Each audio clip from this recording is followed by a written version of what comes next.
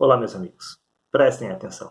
Prestem muita atenção. Este vídeo pode te ajudar a compreender o mistério da morte e da ressurreição, deixados por Deus registrados nas Escrituras Sagradas.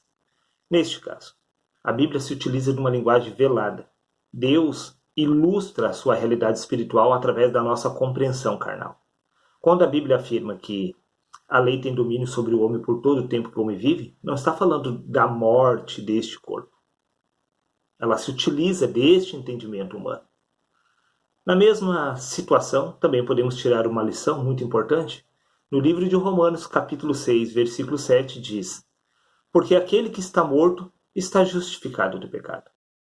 Se estivéssemos falando a respeito da morte deste corpo natural, então todo mundo já está justificado dos seus pecados e não haverá julgamento por parte de Deus. Usando essa linha de raciocínio simples para ilustrar esta verdade, vou repetir, Paulo cita: porque aquele que está morto está justificado do pecado. Não está falando a respeito dos mortos que estão lá no cemitério, e sim aquele que morreu para o pecado. Tire suas próprias conclusões, veja o que consta no livro de Romanos, capítulo 6, versículo 6. Sabendo isto, que o nosso velho homem, disse Paulo, foi com ele crucificado, para que o corpo do pecado seja desfeito, a fim de que não sirvamos mais o pecado. O corpo do pecado deveria ser destruído, mas mesmo assim eles estariam vivos, a fim de que não sirvamos mais o pecado. Se eles não serviriam mais o pecado, isso significa que Paulo e os demais permaneceriam vivos. O que morreria é a essência do pecado que se encontra nestes membros. A Bíblia usa dessa linguagem figurada para ilustrar o que acontece a nível espiritual. Ela se utiliza da morte do corpo natural para abrir o nosso entendimento, para compreender o que acontece nas regiões celestiais.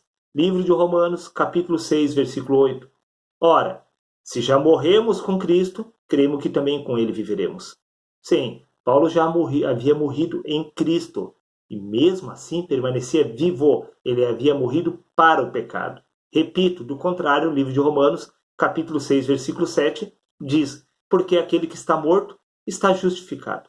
Neste caso, todas as pessoas que morreram já estão justificadas dos pecados simplesmente porque o corpo delas morreram. Nada tem a ver com a morte deste corpo, e sim com o corpo do pecado, com a essência do pecado. Veja, se aplicarmos essa descrição ao livro de 1 Coríntios capítulo 6, versículo 14, veja como que fica esta situação. Por seu poder, Deus ressuscitou o Senhor, e igualmente nos ressuscitará, disse Paulo. Vou repetir. Por seu poder, Deus ressuscitou o Senhor, e igualmente nos ressuscitará. Por acaso estamos falando do corpo de Jesus, que Deus ressuscitou após a crucificação? Não, meu querido. Está falando da morte para o pecado. Cristo já havia morrido muito antes de ter sido crucificado. Símbolo lá do batismo, lá morreu o velho homem, a essência do pecado. Lá Cristo havia ressuscitado naquele dia sobre o homem Jesus. Nada tem a ver com a crucificação. Vou repetir. Por seu poder, Deus ressuscitou o Senhor, e igualmente nos ressuscitará. Bom, da mesma maneira como Cristo havia ressuscitado sobre Jesus, Paulo está falando que o mesmo aconteceria com eles. Igualmente nos ressuscitará. E será que ressuscitou? Vamos ver? Neste caso, o mesmo teria acontecido com os apóstolos, né? Porque se Jesus foi ressuscitado e o mesmo haveria de acontecer com os apóstolos, então deveria ter se repetido. Neste caso, os apóstolos deveriam ressuscitar também naquela geração. Porém, os apóstolos não morreram naquela ocasião, mesmo assim já haviam sido ressuscitados. Como que isso é possível? Você ainda não entendeu? Vou repetir. Por seu poder, Deus ressuscitou o Senhor, e igualmente nos ressuscitará. Deus haveria de ressuscitar os apóstolos, da mesma forma que havia ressuscitado Jesus. Mas nenhum dos apóstolos tiveram seus corpos ressuscitados lá no cemitério.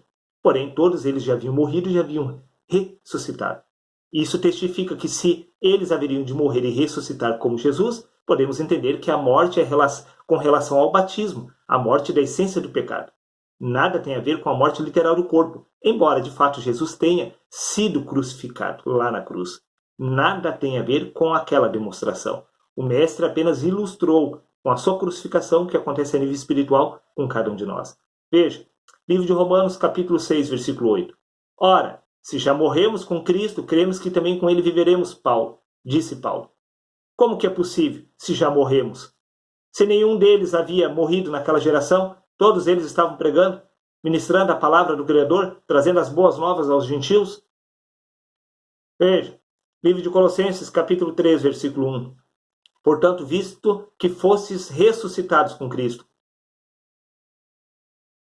E aí, como que fica esta situação? Se nenhum deles havia morrido, como que eles podiam ter ressuscitado?